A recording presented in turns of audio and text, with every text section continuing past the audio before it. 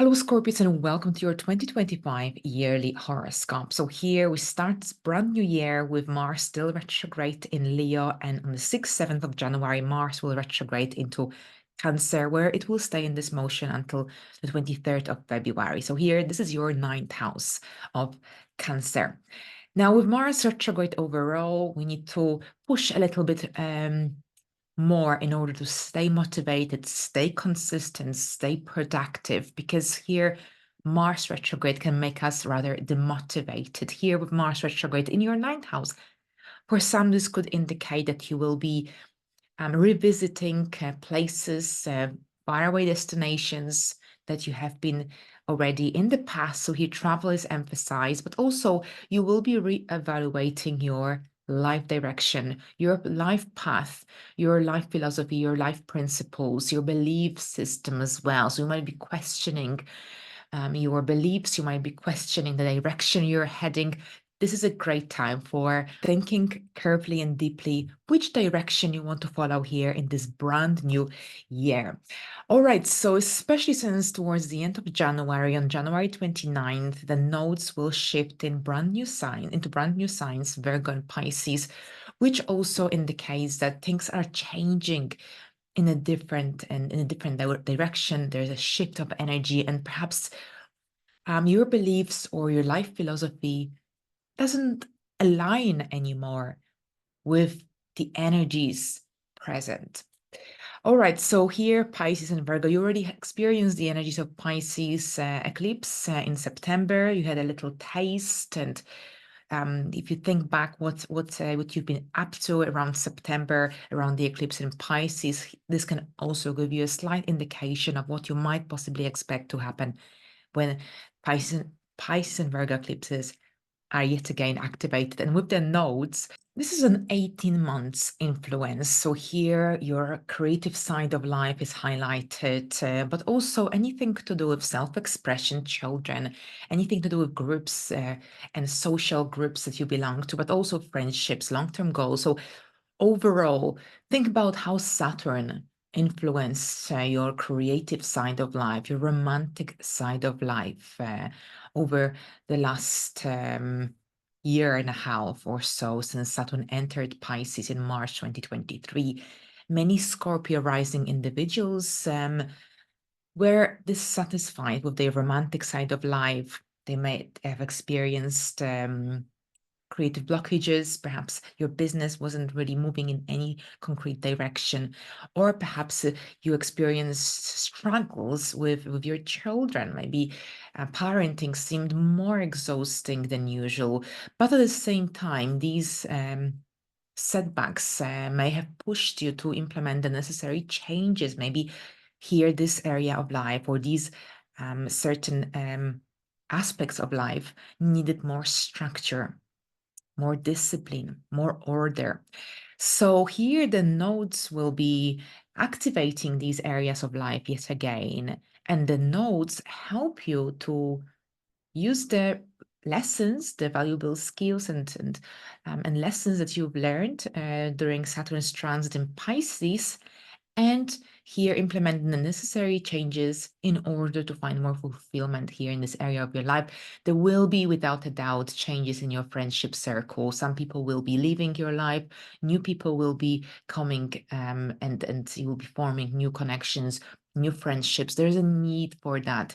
If you think about what happened in your life 9 years ago, and maybe around 18, 19 years ago, think about what communities, new communities you entered, what new people entered your reality, so to speak. So this is yet again the case here with the nodal activation of these houses and also the eclipses. So overall here, this is a great time for starting new hobbies, interests. You'll see that your work, your passion might really take off, but here yet again, friendships and I think many Scorpios will also have children, or there could be more conversations about family planning and conception, childbirth. This sort of themes are also very much the case here with these eclipses and the nodes, of course, wherever the North Node is present. this is generally the energy that facilitates new experiences. Just generally things happen easier wherever the North Node is present. Wherever the South Node is present, this is about shifts, things moving out of your life, out of your reality. And that's where here Virgo South Node will be present. So clearly there is a need for a shift in the friendship zone. Clearly, you need to redefine your goals and ambitions and see what's achievable, what's not. Virgo is very practical and realistic. And so your attitude towards your goals will become as well during the duration of this of these eclipses and the nodes transiting these areas of your life. Now, we will have eclipses activating here, Virgo and Pisces houses. So we've got one eclipse in Pisces in September 2025. It's a lunar eclipse yet again. So here, September 2024 produced a lunar eclipse in Pisces, and so will September 2025. And here we connect these eclipses to a new moon in Pisces. So this eclipse would be connected to the new moon in Pisces that occurred this year in 2024. So here around end of February, beginning of March, we have the new moon in Pisces. So here these energies will be activated in September 2024-5. And then we've got also a lunar eclipse as we begin the year in March in Virgo, and a solar eclipse in Virgo in September. So here again, shifts in the friendship area, groups, organizations that you belong to, but at the same time, new beginnings as well in September. Now, we will have also the final eclipse in Aries on Aries and Libra axis. The nodes will already be in Pisces and Virgo, but it doesn't matter because it's very often the case here during the beginning and the end of a certain eclipse cycle. But what it is that you'll be starting a brand new chapter, a brand new routine, a brand new lifestyle even. Maybe this is about getting a pet, for example. Whatever it is here, there's a need for change. There's a need for a new habits, not even habit, but a new routine. So there's a shift going on in your routine life, but at the same time, this is about work. This is about being of service to others. And now, you know what I'm thinking? I'm thinking about Saturn and Neptune coming here this year as well in 2025, just for a little while, just to give you a little taste of the upcoming energies in the upcoming decade, even or more, with Neptune's influence in Aries. And here, Saturn will be in Aries from May 25th until September the 1st, and Neptune will come here earlier, March the 30th until October 22nd. So what does it mean here? With Saturn is about structure, discipline, order. Saturn can bring a lot of new responsibilities, a lot of work, and it can be a challenging transit. If this is your child's chart that's got an upcoming Saturn's transit, it might be they've got a lot of homework at school, a lot of things to accomplish and deal with on a daily basis. So it's really important to definitely look after your well-being, after your health, because you can really burn out easily otherwise. And here, what else I want to tell you is that you might lose weight. It's easy to lose weight with Saturn transiting the sixth house because you're so busy, you don't have time to eat. Saturn shrinks anything that it touches. The sixth house is our health. So watch out also for your health, calcium, minerals intake. And with Saturn here, pay attention to maintaining a healthy diet, because with Saturn, you can just kind of nibble here and there and you don't really get any like a proper nutrition by doing so. But at the same time, Saturn can also help you to establish a really well-structured life, a very well-disciplined life. If you've always wanted to exercise or join a gym, but you didn't have the motivation, or whatever it is, whatever else it is in your daily routine, Saturn can really help you to develop a routine in a really disciplined manner. Now, with Neptune, on the other hand, Neptune will stay here for a very long time until 2039. Neptune in the sixth house can create a similar effect to Pisces on the sixth house, which is chaos, lack of order, lack of discipline. And with Neptune coming here, yes, lots of creativity, but with Neptune, because Neptune is connected to compassionate energy. When Neptune is in your sixth house, you can generally work towards purely towards your own success without having in mind other people's needs, or it's basically this is the house of service. You need to be of service. So whatever that you do, you need to keep in mind the well-being of others. You can't act in an egoistical way when you just think about your success, your achievements, because you won't get far, I'm afraid, with this kind of attitude. You need to keep in mind other people's well-being, other people's it's basically about doing working towards a goal, but at the same time serving others, serving the humanity, making sure that everyone is happy, or that others are happy, without maybe making other people's life difficult. So that's one interpretation of Neptune. Now, another thing with Neptune is generally here your health. It could be a situation when you get a rash on your skin and you have no idea where it came from, why you've got it. You go to the doctor, they are not sure what's happening, what's going on, and then actually, the rash disappears, and then you don't even know why you got it, where it came from. So there is a mystery surrounded around any illnesses, or some of the illnesses that appear around this time. So here it's really essential to if things are not clear, to ask a couple of practitioners.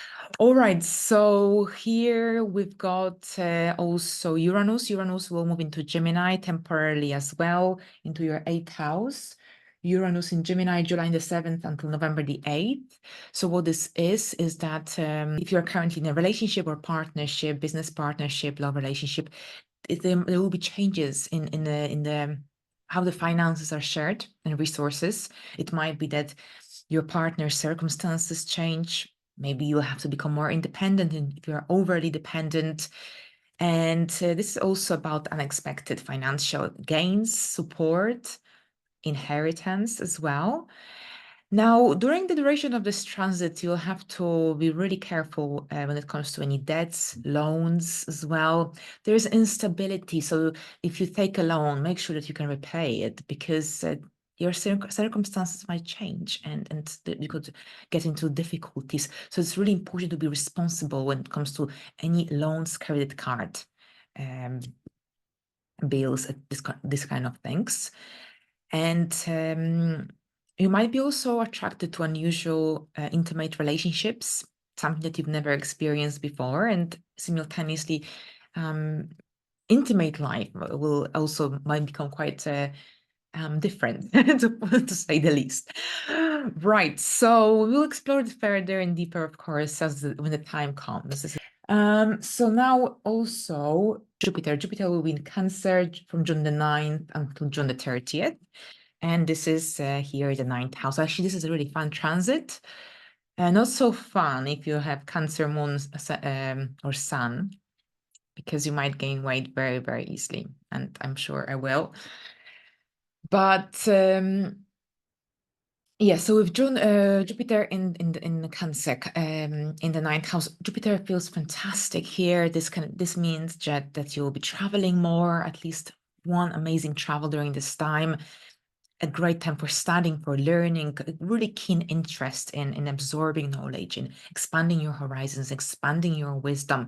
An amazing time for studying, engaging in activities that will generally help you to move forward, help you learn more, experience more. Amazing, amazing transit. And you will be widening your horizons through studying, through reading, through watching some podcasts, programs, for example, on TV. And it's a fantastic, fantastic energy here.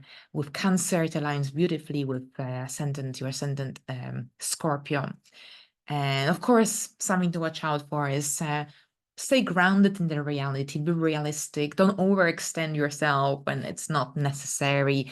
These sort of things you need to keep in mind. But here, I think for Cancer, for Scorpio's rising, this is going to be a really fun transit. Now, we've got 3 retrogrades, Mercury retrogrades this year, proper retrogrades, I'm thinking, like full retrogrades, mainly in fire signs. So your 2nd house of money, your 6th house of work, and your 10th house of career. So clearly, you need to revisit your career path, your financial situation, your skills, your talents, especially with Neptune and Saturn coming into your 6th house. See what you can change, what new things, ideas you can implement. Are you heading in the right direction or are you not? Are you financially stable? Or perhaps you need to implement something different. Now, Jupiter rules your 2nd house, and in the 9th, this is a great also transit with Jupiter in Cancer to work abroad, to work on a global scale, to work for international organization, work with foreign people, work for aviation, for example, or teach even. You could be teaching, coaching as well. And we've got Venus retrograde as well in March, and then in April it will be in Pisces, where it will end the retrograde phase. So here, with Venus retrograde, this is generally a time when you will be re-evaluating your daily routine, daily habits. You might be getting back in touch with some ex-co-workers, females, or generally feminine energy here. And I think this is also about watching your sugar intake, any imbalance in your life, any imbalance in your routine. But I will cover it deeper and further closer to the date. In the meantime, have a great year and thank you and bye for now.